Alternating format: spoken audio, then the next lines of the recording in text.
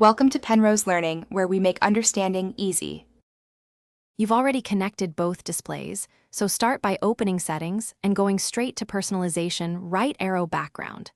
First, identify each monitor and display settings so you know which screen is 1 and which is 2.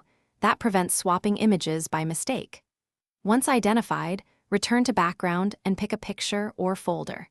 You're doing this now to avoid wasted steps later. Knowing monitor numbers lets you apply images precisely and prevents accidental stretching or wrong screen assignments. Now select the images you want. Click Browse to add photos. If you want a single panoramic image, pick it and set Choose a Fit to Span so it stretches across both monitors.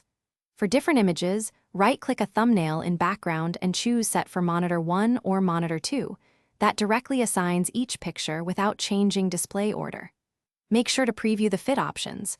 Fill preserves focus, fit avoids cropping, and span merges edges, so your composition appears as intended across screens. Finish by verifying scale and resolution so the wallpaper is sharp.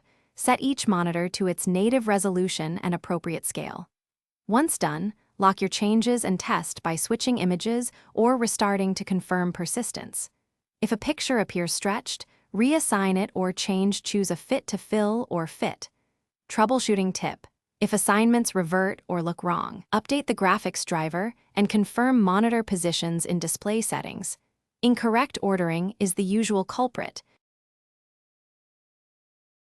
Thanks for watching. If this was helpful, leave a like and consider subscribing. See you next time.